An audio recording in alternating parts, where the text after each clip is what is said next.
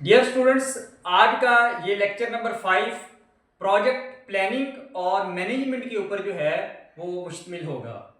ये टॉपिक जो है थ्योरी के लिहाज से बहुत लेंथी है, लेकिन अगर आप इसको कॉन्सेप्चुअल अंडरस्टैंड करेंगे तो ये कुछ भी नहीं है। और ये बिल्कुल आप इसको अपने वर्ड्स के अंदर जो है वो लिख सकते हैं। क्यों? क्योंकि हमें कोई ना कोई एग्जाम्पल दी जाएगी और उसमें से उसको सिनेरियो बेस्ड जो है वो क्वेश्चन हमसे पूछे जाएंगे। तो इस वजह से आप जस्ट जो है वो इस टॉपिक को अंडरस्टैंड करें और उसके बाद जस्ट वन टाइम आप बुक को रीड कर लें, आपको ये टॉपिक मुकम्मल तौर पर ये अंडरस्टैंड हो जाएगा। तो हम स्टार्ट करते हैं कि प्रोजेक्ट प्लानिंग क्या होती है और मैनेजमेंट जो है। एक्चुअली ये चीज जो है, ये कोई भी प्रोजेक्ट जिस तरीके से अगर हमने कहीं पर सफर करना हो तो हम सबसे पहले अपना एक प्लान डिजाइन करते हैं। प्लान के बाद हम ये सोचते हैं कि हमने जो है वो इसके लिए कितना जो है वो कॉस्ट रखनी है। हम ये सोचते हैं हमने कहाँ पर जाना है, हमने कौन कौन सा जो है वो प्लेस जो है वो विजिट करनी है, हमारी स्टे कहाँ पर होगा, हमारी एंडिंग कहाँ पर होगी और हम रिटर्निंग कैसे करेंगे। ठीक है, ये सारी की सारी बिल्कुल इसी तरीके से जब हम एक प्रोजेक्ट मुकम्मल कर रहे होते हैं तो वो चीज भी इन्हीं तमाम फेजेस से गुजर कर जाती है। तो प्रोजेक्ट प्लानिंग और मैनेजमेंट जो है वो 5 फेजेस के ऊपर जो है वो मुश्तमिल होती है। Number 1, initiation. इनिशिएशन से मुराद ये है कि हम कोई ना कोई काम स्टार्ट करते हैं, यानी कि स्टार्ट हो जाता है या हमारे जहन के अंदर कोई ना कोई प्लान बन जाता है। This is the initiation. हमारे जहन के अंदर कोई चीज आई, this is called the initiation. उसके बाद जो है वो हम उसको प्लान करते हैं। Planning is the very very important, यानी कि सबसे इस पूरे फेज के अंदर जो है वो प्लानिंग जो है वो सबसे इंपॉर्टेंट है। जितनी अच्छी प्लानिंग होगी हमारा वर्क भी उतना ज्यादा अच्छा होगा और क्वालिटी भी उसकी उतनी ही ज्यादा बेटर होगी। फिर उसके बाद फिर हम अपना काम जो है वो स्टार्ट कर देते हैं, यानी कि ये फेज है ये एक्चुअली वो काम मुकम्मल कर रही होती है या काम को डूइंग फेज के अंदर लेकर जा रही होती है। फिर ड्यूरिंग द एग्जीक्यूशन या आफ्टर द एग्जीक्यूशन दोनों तरह से हम उसकी मॉनिटरिंग करते हैं कि हम ठीक काम कर रहे हैं या काम ठीक नहीं कर रहे, यानी कि हम सॉफ्टवेयर जो है वो ठीक बना रहे हैं या हम ठीक नहीं बना रहे। ये दोनों के अंदर होगा। जो जब बन रहा होगा तब भी हमारी मॉनिटरिंग चल रही होगी और जब बन जाएगा तो उसकी जो टेस्टिंग फेज होगी उसके अंदर भी एक्चुअली मॉनिटरिंग हो रही होती है कि जो प्रोडक्ट ओनर ने हमें मॉड्यूल्स कहा था वो फंक्शनल हो चुके हैं या नहीं हो चुके। और फिर मॉनिटरिंग के बाद प्रोजेक्ट क्लोजर हो जाएगा, यानी कि जो हम सॉफ्टवेयर बना लेंगे उसकी डिप्लॉयमेंट फेज या मेंटेनेंस फेज जो है वो शुरू हो जाएगी या हम उसको हैंड ओवर कर देंगे। तो ये जो है ये 5 फेजेस हैं जो कि प्रोजेक्ट प्लानिंग और मैनेजमेंट के अंदर जो है वो शामिल होती हैं। अब ये जो प्रोजेक्ट प्लानिंग होती है इसके ऊपर मैंने आपको थोड़ी सी डिटेल की कि ये जो है वो बहुत ही इंपॉर्टेंट फेज होती है।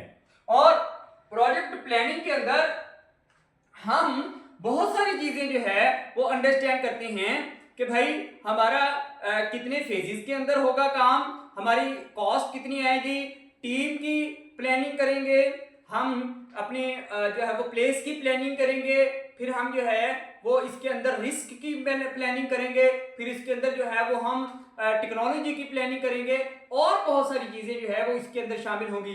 यानी कि यही इंपॉर्टेंट चीज है जहां पर कोई भी प्रोजेक्ट से मुराद सॉफ्टवेयर डेवलपमेंट है और हम ये चैप्टर में सॉफ्टवेयर डेवलपमेंट के ऊपर ही पढ़ रहे हैं। ठीक है, तो ये प्रोजेक्ट से कोई वो कोई और प्रोजेक्ट नहीं है, ये प्रोजेक्ट सॉफ्टवेयर डेवलपमेंट की बात के अंदर हम कर रहे हैं। उसके बाद जो है वो सेकंड नंबर पर सेटिंग प्रोजेक्ट टाइमलाइन, यानी कि फॉर एग्जांपल अगर हमने एक कॉम्प्लेक्स प्रोजेक्ट बनाना है तो उसकी हम टाइमलाइन डिसाइड करेंगे, यानी कि हम ये कहेंगे कि आफ्टर 1 ईयर या आफ्टर 6 मंथ ये वाला प्रोजेक्ट जो है वो हम प्रोडक्ट ओनर को या जो सॉफ्टवेयर ओनर है उसको डिलीवर कर देंगे। तो कॉस्ट और टाइमलाइन जो है वो बहुत ही इंपॉर्टेंट चीजें होंगी। तीसरे नंबर पर जो है वो कॉस्ट एस्टिमेशन की फेज आ जाती है।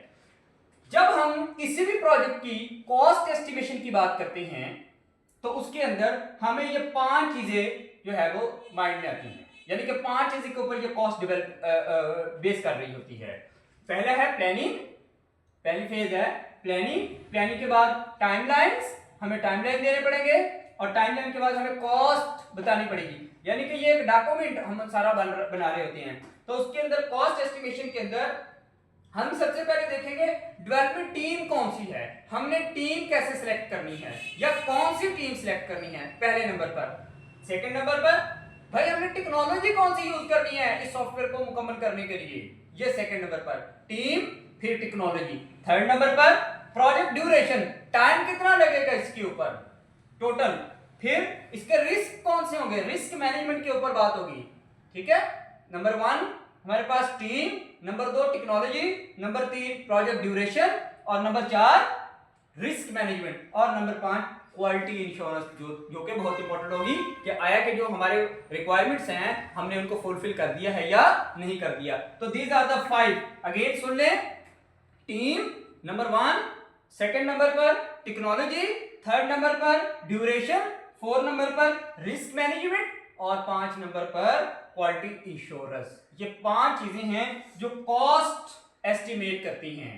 और अगर मैं पूरे प्लानिंग की बात करूं और पूरे प्रोजेक्ट मैनेजमेंट की बात करूं तो उसकी पहली फेज का नाम प्लानिंग, उसकी दूसरी फेज का नाम टाइमलाइन और उसकी तीसरी फेज का नाम कॉस्ट है। एक्चुअली ये प्लानिंग के पूरे हमारे पास एक प्रोजेक्ट मैनेजमेंट की हम बात जो है वो मुकम्मल कर रहे हैं। अब इस कॉस्ट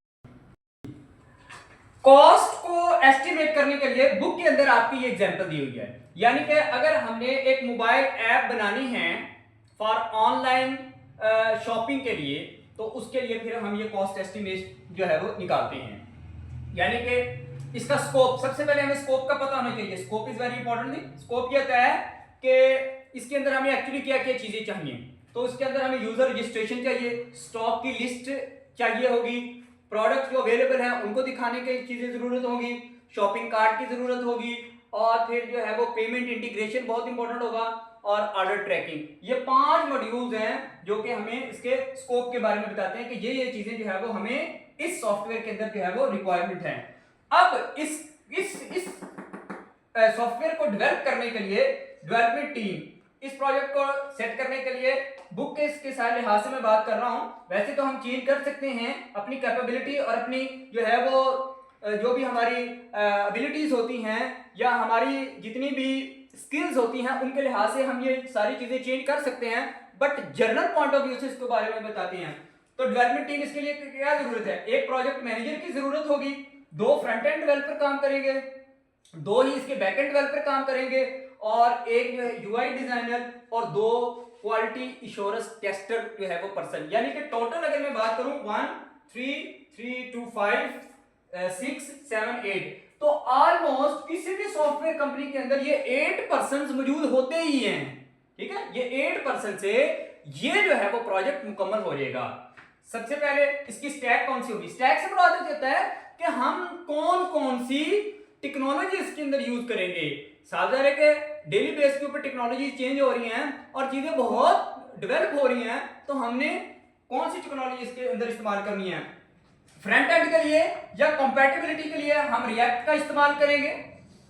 यहां पर हम जो है वो अगर पाइथन इस्तेमाल कर रहे होते तो हमने जो है वो इसके लिए इस्तेमाल कुछ और भी कर सकते थे, लेकिन हम यहाँ पर रिएक्ट इस्तेमाल कर रहे हैं।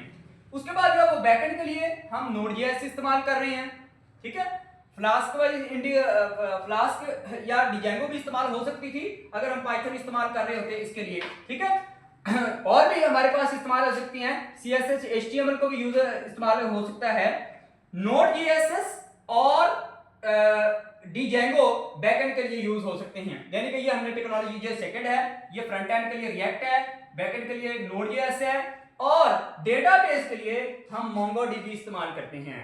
MongoDB का इस्तेमाल यहाँ पर क्या हम MySQL भी इस्तेमाल कर सकते हैं, PostgreSQL की भी इस्तेमाल कर सकते हैं, बट यहाँ पर चूंकि रियल टाइम की वर्किंग है, ठीक है, तो यहां पर हम वो वाली जो डेटाबेसेस हैं वो इस्तेमाल नहीं कर सकते।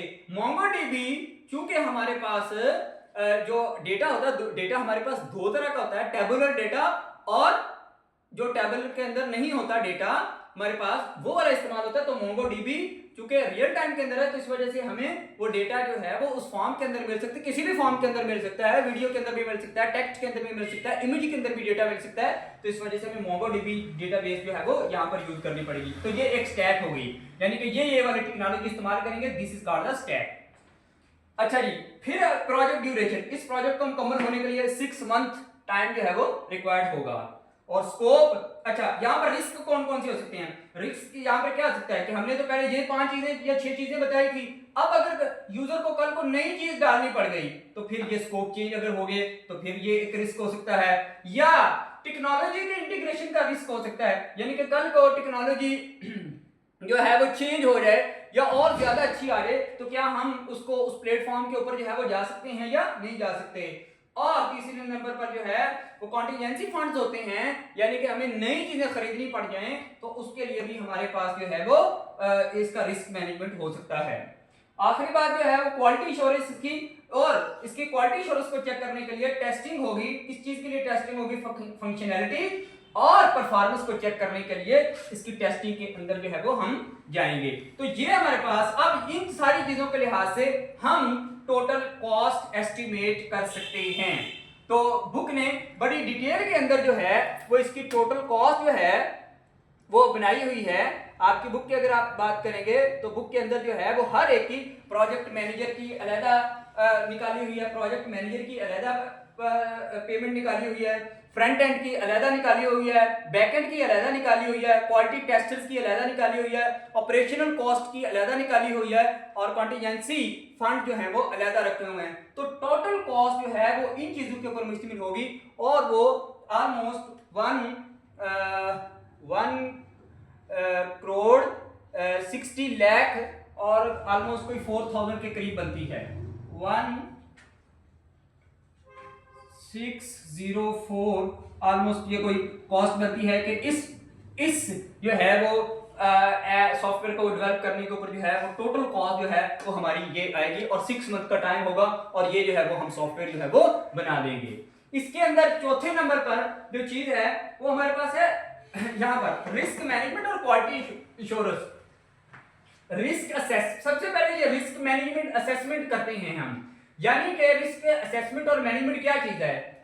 सबसे पहले हम रिस्क को आइडेंटिफाई करते हैं कि एक्चुअली कौन कौन सा रिस्क आ सकता है, ठीक है। नंबर 2, उस रिस्क को एनालाइज किया जाएगा कि भाई हम इसको हैंडल कैसे कर सकते हैं, इसको मिनिमाइज कैसे कर सकते हैं, उसकी प्लानिंग होगी, ठीक है। एनालाइज किया जाएगा कि ये रिस्क जो है वो इस तरीके से सॉल्व हो सकता है। फिर मिटिगेशन स्ट्रेटेजी, यानी कि उसको कम करने की तमाम स्ट्रेटेजीज को इंप्लीमेंट किया जाएगा, और फिर उसको देखा जाएगा कि वो जो रिस्क था उसको मॉनिटर और रिव्यू किया गया है या नहीं किया गया। यानी कि ये 4 चीजें हम रिस्क असेसमेंट और मैनेजमेंट के अंदर भी डिटेल के अंदर बात करते हैं। फॉर एग्जांपल आपकी बुक की ही एग्जांपल है कि एक प्रोजेक्ट है जिसके अंदर जो है वो हमने एक ऐसी टेक्नोलॉजी इस्तेमाल कर ली जो अभी अभी आई है और अभी किसी ने इस्तेमाल उसका नहीं किया हुआ था। तो अब इसका रिस्क क्या हो सकता है? इसका रिस्क क्या हो सकता है? अनएक्सपेक्टेड वर्किंग हो सकता है कि वो अभी ठीक तरीके से वर्क ना करे, तो हमारा सारे का सारा कॉस्ट जो है वो प्रॉब्लम की तरफ चली जाएगी। नंबर 2, काजिंग डिले, हो सकता है कि वो अच्छी तरीके से कंपैटिबल ना हो अभी तक। और तीसरे नंबर पर उसकी एडिशनल कॉस्टिंग, यानी कि अगर वो नहीं काम करेगी तो फिर हमें एडिशनल कॉस्टिंग उसकी करनी पड़ेगी। तो all this about the risk assessment and the management, यानी कि अगर ये आपको शॉर्ट क्वेश्चन आ जाए तो आप ये 4 चीजें लिखेंगे रिस्क के अंदर: risk identification, risk analysation, risk mitigation और रिस्क मॉनिटरिंग एंड रिव्यू। ये 4 चीजें हैं और ये एग्जांपल देकर ये 3 इसके रिस्क जो है वो आप लिख सकते हैं। और at the end of this question quality insurance, quality insurance के अंदर हमारे पास 3 तरह की बातें होंगी। हम सबसे पहले क्वालिटी इंश्योरेंस कैसे कर सकते हैं? टेस्टिंग के जरिए से। अब टेस्टिंग बहुत इंपॉर्टेंट फेज होती है। हम सबसे पहले यूनिट टेस्टिंग करेंगे, यूनिट टेस्टिंग के बाद इंटीग्रेशन टेस्टिंग करेंगे, फिर उसके बाद व्हाइट टेस्टिंग करेंगे और at the end black testing करेंगे। हर तरह की टेस्टिंग के बाद हम उसकी क्वालिटी को चेक करेंगे कि जो यूजर ने हमें बताया हुआ था आया कि वो मीट कर रहा है या मीट नहीं कर रहा। फिर इसी ड्यूरेशन के अंदर हम कोड को रिव्यू करेंगे कि जो कोड लिखा गया है वो बिल्कुल ठीक लिखा गया है और कल को वो प्रॉब्लम के अंदर तो नहीं चला जाएगा या उसके अंदर कोई रन टाइम जो है वो एरर इसे तो नहीं आ सकती।